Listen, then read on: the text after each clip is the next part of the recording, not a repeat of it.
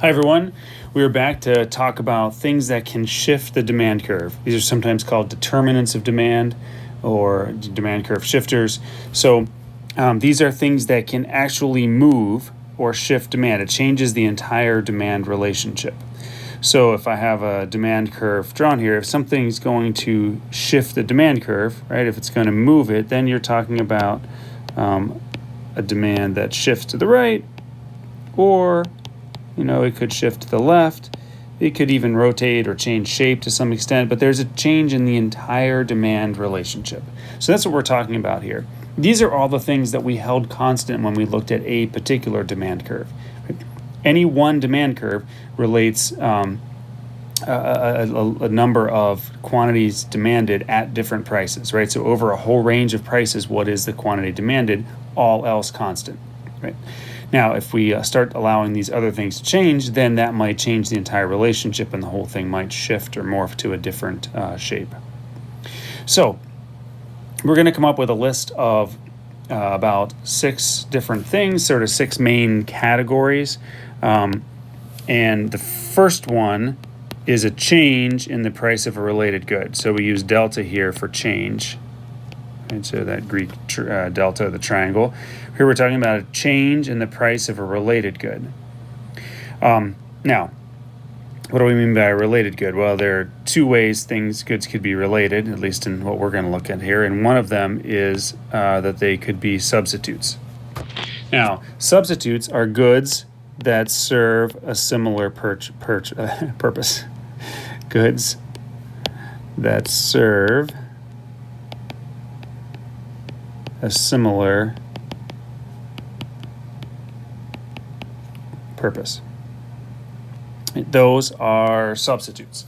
So, for example, Coke and Pepsi, maybe Oreos and Chips Ahoy, orange juice and grape juice. Those are all substitutes. Now, in a really, really broad level, an apple is a substitute for a glass of water, right? But that's we're usually thinking about closer substitutes, things that are much more specific and more closely similar. And so the question is, if the price of a related good changes, what does that do for the substitute? So let's think about that. Let's use Coke and Pepsi. So we're drawing our demand curve here. We're going to label the market that we're talking about. I usually do it at the top. You could do it at the bottom. Some people will put it down here under the horizontal axis. You could also label a quantity of Pepsi and price of Pepsi. So you don't have to do both, but somewhere you need to label, right, the market that you're talking about. So now if we're talking about Pepsi, then what happens if the price of Coke changes? Suppose the price of Coke goes down. Right, so basically, in practical terms, Coke is on sale. Now, so it depends on your preferences. There may be some people who have a very, very strong preference for one or the other. There are Coke people and there are Pepsi people, and then there are probably people in the middle who are indifferent. They're like, yeah, they're both cola, either one's fine. And then there are people who have a preference, but it's a weak preference. I would probably fall in that category. Now, try not to drink a lot of soda. It's not particularly good for me, but it is short, but most importantly, it carries caffeine, right? And it's bubbly and it's sweet, and so it's fine. I like it now and then. If you gave me my choice, I would probably take Pepsi, but it's a weak preference. And so if I'm intending to buy a little soda and I'm at the store and the Coke is on sale, I'm buying the Coke, right? And my preference for Pepsi is not that strong. So the thing is, if the price of Coke goes down, if Coke is on sale, then you would expect that fewer people would be interested in buying Pepsi at any price, right? So that is a decrease in demand, and that's a leftward shift. And it's a decrease in demand because at any given price, let me just pick a different color here, at any particular price, initially the quantity demanded was there, and now after the shift the quantity demanded is there. Right, so if you take that down to the horizontal axis, there's been a decrease in the quantity demanded. And that happens, that's true at all the different prices. Pick a higher price, right, used to the original demand, the blue line was here. Now the quantity demanded is smaller. So a decrease in demand is a leftward or an inward shift where the quantity demanded is smaller over the whole range of prices. So if the price, let me do this in the same color so we can keep it going here. Suppose the price of Coke goes down, demand for Pepsi will decrease, and that is shift to the left. Now, notice there's still demand for Pepsi, right? There are some people with strong preferences who aren't paying attention to the sale or whatever it is, and they'll still buy Pepsi. But some people will substitute towards Coke because Coke is now cheaper, and so the demand, the number of people, the number of units of Pepsi that people will buy at any price is smaller than it was before. But it works the other way too. Suppose the price of Coke goes up.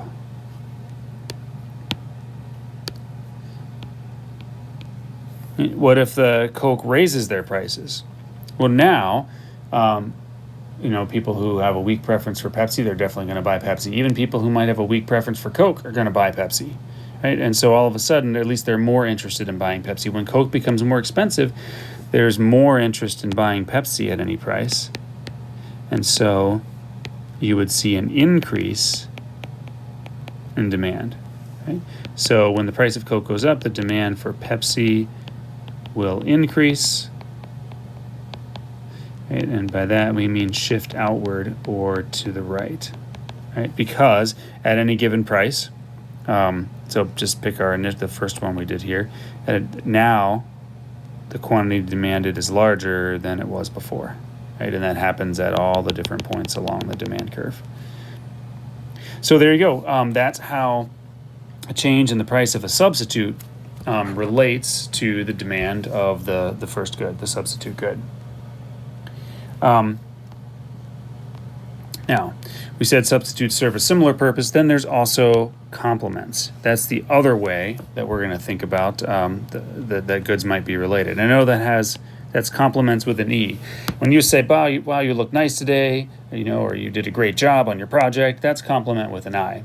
Complement with an E comes from the root word complete, meaning like they go together. They complete one another. Or we could say they enhance the satisfaction of another good. That is, people like to consume them together. So we'll say, for example, Oreos and milk, bagels and cream cheese. Some people would say peanut butter and jelly. I don't use that one as much anymore because my daughter's allergic to peanuts. But so two things, chips and salsa.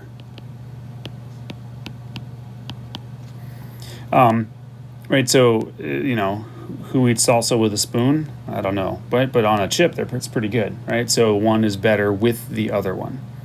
So how does this play out? Well, let's draw a graph here. How much room? No. Tell you what, let me use a color that will show up over both. How about pink? That'll show up, I think.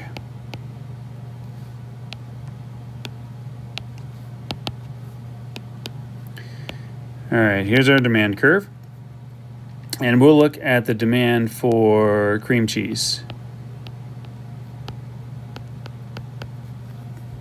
So now we're going to think about its related good, the complement good, which will be bagels.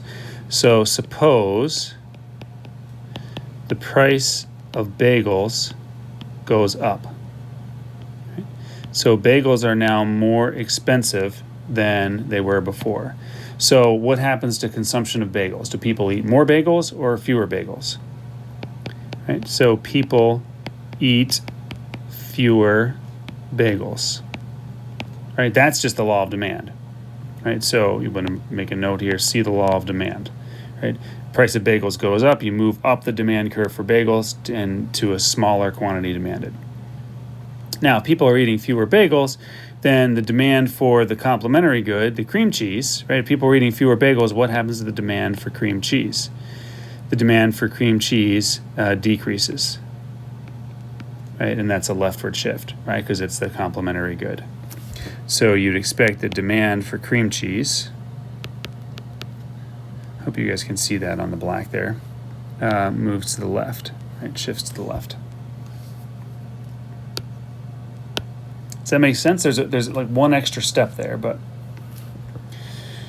all right. Now, what if it goes the other way? Suppose the price of bagels goes down. Bagels are now cheaper. Do people eat more bagels or fewer bagels? People consume more bagels. Again, right? Law of demand. Right? So just think about the law of demand here. Right? Hopefully you have a little more space where you're taking notes. So because of the law of demand, if the price of bagels goes down, you move to a lower point on the demand curve. That's a larger quantity demanded. If people are eating more bagels, then the demand for cream cheese increases. Right? That just shifts to the right. So the demand for cream cheese, demand 3, we'll say, shifts to the right. And now at any given price, people now consume more cream cheese. They buy more cream cheese than they would have before. And so that is how complements, right? That's how the change in the price of a complement affects the demand for the related good.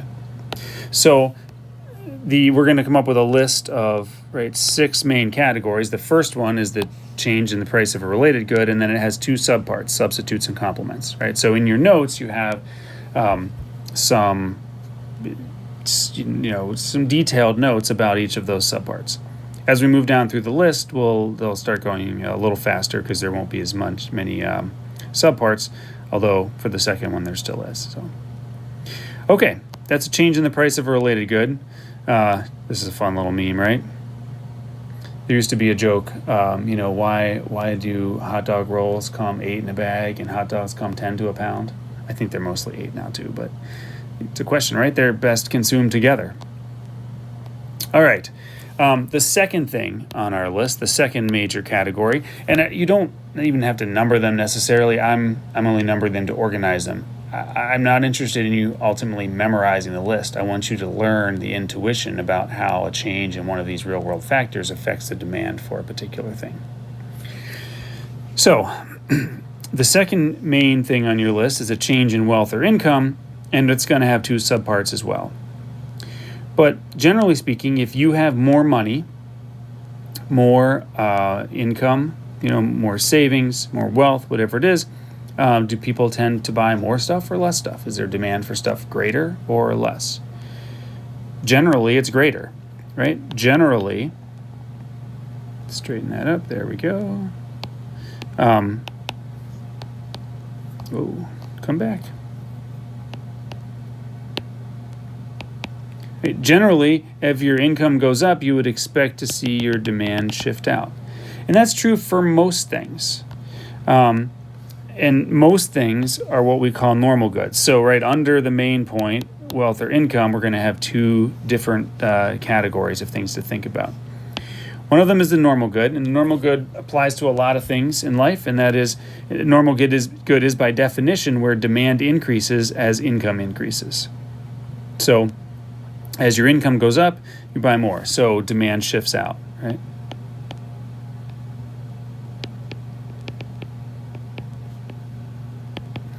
And generally speaking, entertainment, clothes, housing, right? Vacations, right? There are all sorts of things that as your income goes up, your demand shifts out, right? And you consume more of them. But is that true for everything? Are there things where as your income goes up, you buy less of them? So, for example, mac and cheese. Right? Do you guys like mac and cheese? I like mac and cheese, right? Why do we like it? Well, it tastes good. It's filling, you get carbs and it fills you up. It's easy to make. That's key. And also, it's pretty cheap. Right? And so I think a lot of people in the college student demographic that's a plus, right? Now, as your income goes up, when you get your first professional job out of college and your income is significantly higher than it might be, right, while you're a full-time student, will you eat as much mac and cheese? I don't know, right? Not necessarily. There's another category of good, and that is the inferior good. And the inferior good is one where as your income goes up, your demand decreases, right? So as income goes up, demand decreases, that is, demand shifts to the left. Now, of course, both of these work in the other direction as well. For normal goods, if your income goes down, then your demand will decrease, right? So I only wrote them one way in my explanation there, but understand it works in both directions. If your household was ever in a point where someone lost a job, right? The breadwinner or one of the breadwinners was laid off or took a pay cut or lost a job, then you might see that, yeah, our demand for eating out and going to the movies and buying new sweatshirts and sporting tickets, maybe those went down, right? And we cut back on all of those things. Meanwhile, if our income goes down, our demand for inferior goods might actually increase. So what could they be? We mentioned mac and cheese. What about ramen noodles? Right? Ramen. What about store brand things? Right, the generic products that might be a little cheaper. Its quality might not be the same. Sometimes they're the same, but sometimes they're not. What about single ply toilet paper? Right? As your income goes up, do you buy more of the cheap, scratchy toilet paper? Probably not. You might buy less of that and you buy more of the Charmin, right? So these are things that might be inferior goods. Now, some of these are subjective, right? And they might be different for different people. Another one I like to put in here. Well, so first of all, there are a lot of food examples, right? There are a lot of good examples of food. You could even use the fatty ground beef, right? So the 80% lean ground beef. When your income goes up, do you buy more of that?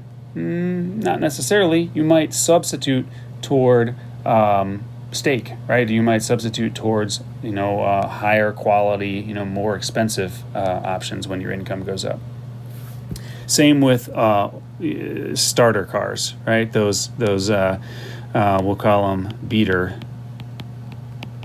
cars, right? So the ones that many of us started with. My first car was a $3,200 Subaru Legacy wagon with 90-some thousand miles on it, right? And it had pre-rusted. Or someone else had already started the rust for me. As your income goes up, do you buy more of those? Do you buy more, low-quality used cars? No, probably not. You substitute towards, more to a newer car, late model, or even brand new car. So those would be examples of inferior goods. Just understand the intuition behind that. Right? As your income or wealth changes, your demand for goods will change in a predictable way based on whether they're normal or inferior goods. So here's our overall list, right? We started with change in the price of a related good, and then we talked about complements and substitutes. We talked about a change in wealth or income, and then we talked about normal goods and inferior goods. Right? So the third thing on our list, right? The next main category on our list have to do with expectations, or a change in expectations about future price. And this one's pretty straightforward as well. So let's look at the demand for gasoline. So we'll label this market, the demand for gasoline. If we believe, so if we have reasonable expectations, or maybe because it could be unreasonable expectations, but if I believe that the price of gasoline, and at the point in time when I'm making this movie, let's say, making this video, currently, let's say that it's $3.18 per gallon. And notice this right here, this is the current demand, right? So you can shift the demand curve. This is the present now demand curve. So if I believe that next week, if I expect that next week gas will be $5 per gallon, what happens to my demand today?